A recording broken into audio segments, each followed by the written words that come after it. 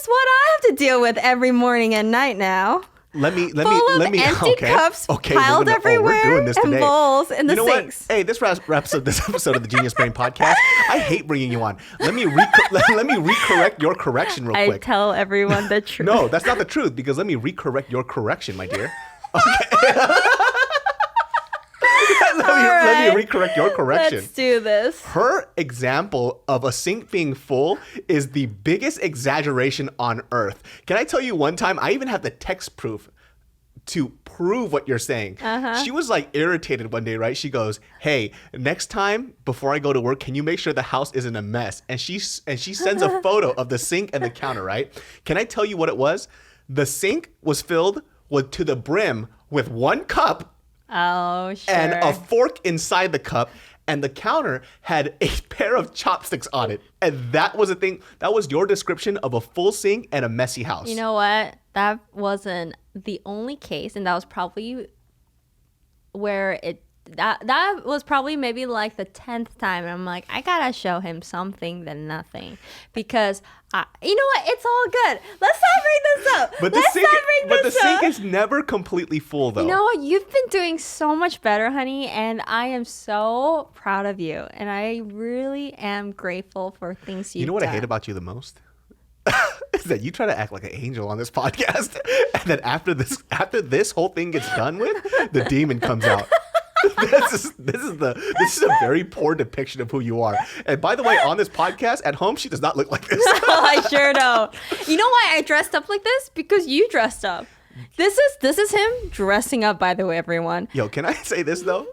She has worn my boxers for the past 2 months. Hey, they're very comfortable. Which is fantastic. What's the point? Yeah. Sometimes I don't have boxers. I'm like, where are they? And they're draped on her. I used the same boxer for a whole week. I don't know what you're talking about. You filthy animal.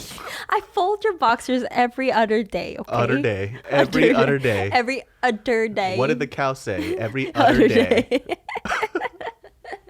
But moving in with her was such an interesting experience. I actually I've had a couple of girlfriends before, and I've dated around, but I've never ever committed to living with somebody. It was something that I was deathly scared of. I didn't really want to. Well, it also makes sense with the whole toilet situation. Well, the toilet situation thing. But I'm just saying, I'm just adding stuff. Okay, we gonna bring that up again. You can finish your sentence. By the way, people are so dumb. You know those people. In the beginning of the quarantine, just because we had so much time, I was like, I'm just going to respond to everybody. But it was so funny because 90% of them agreed with me. No, because they're all women. And so exactly. The funny thing is that I'm not going to even really get into it. But the dumb thing was, when you talked about the pee splatter thing, right? They're like, when you pee splatter, just clean it up. Why do you pee on the toilet all the time? It's like, it's not all the time. I mentioned on the podcast that the pee gets on because they thought that I was peeing on the top of the seat. She's talking about when it's left up and it splatters. So they're like, why do you pee all over the seat? It's like, no, you dumb fucks. It happens in the middle of the night when the toilet seat is up. You gotta talk about it, don't you? Because people are dumb and I refuse to lose. And I would suck my dick. And I would tell everybody, he has done a better job, and I'm really proud of you.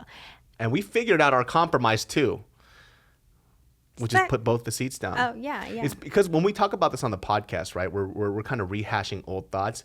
They think that the argument is actually something that we've been fighting about for like 6 years or some shit. But it's really the actual argument was like a half-day conversation, and then we just tried after that. It's so funny. It's weird because when people don't have an experience with like a long-term relationship, they go, "Oh God, you guys need some therapy." I don't need therapy for shit. I love this bitch right here. This is my lady right here. It's my ride or die, and she loves this bitch right here too. Say it. Why can't you say it? You say it to me at home. Say it on the podcast. They don't believe it's real. I feel like we do need therapy time to time, but yes. You want couples therapy? Time to time, but I think we overcome them, and we're like, okay. Another tornado has passed by, and I what do you think we need couples therapy for? I think a lot of people have the same issue. It's just sometimes we misunderstand each other, or we It's been pretty good though, for a while actually. It's been pretty good. Because the tornado has passed by, and we survived. And when something like that big trauma comes around, we Shout outs get to together. her. Also, too, shout outs to her best friend because she lives right across the street, so she has somebody to talk to. Because without She's her, like the godmother for us. It's just like she's our therapist. I'm not crazy. You go talk to Becky and see what we're doing wrong. And then she'll see it from an outside perspective, and she goes, Yeah, maybe this, maybe that. yeah. And she has similar personality as you, so she doesn't always agree with me, which is good. Thank God. Because sometimes I feel like I'm crazy, right? You are. And then, no. Sometimes I feel like I am not crazy. If anybody asks for any proof of any crazy stuff that he said he doesn't do, I have pictures. Like what? Guess what I thought. You don't Like know the sink. The sink. I have proof of what you think a full sink is. It's okay. Anyway. I know I use multiple cups, right? I have this very weird habit now of using multiple cups, which I didn't have before because you've had it. Hold on a second, girl. Let me. All those cups in that sink in your old apartment, it's all you. It was not. You know why it wasn't mine? I can't believe. You know why it wasn't mine? Why? Because somebody else did it, so I made it a point not to do it. And it turns out that when that person doesn't do it, now I'm allowed to do it. So I started doing it. I did not. So you want me to do it so that you could stop doing it? You could doing even it? ask Khalif and Ray. It was never me. Would you like me to start on it so that you could stop? I'll use all the cups. You can use all the cups. I don't mind, but it bothers you, so I don't do it. And that's what you call a good You don't. fiance. You try not to do it, which I really do appreciate. Yeah. And actually, that's not even the weird part. The weird part is that when you have a leftover dish or a bowl, you put it in the sink and you dump water in there with the remaining food. Because you don't. And leave it there. Because if the food dries up, it sticks to the bowl, That's so why you have to moisten it. That's why you throw away the food first. Nah, that's too much work. You just let it moisten in there That for a little is like bit. the most. And so I asked him because I was thinking really hard and trying to be the best person. I'm like, maybe there's a reason why he does this.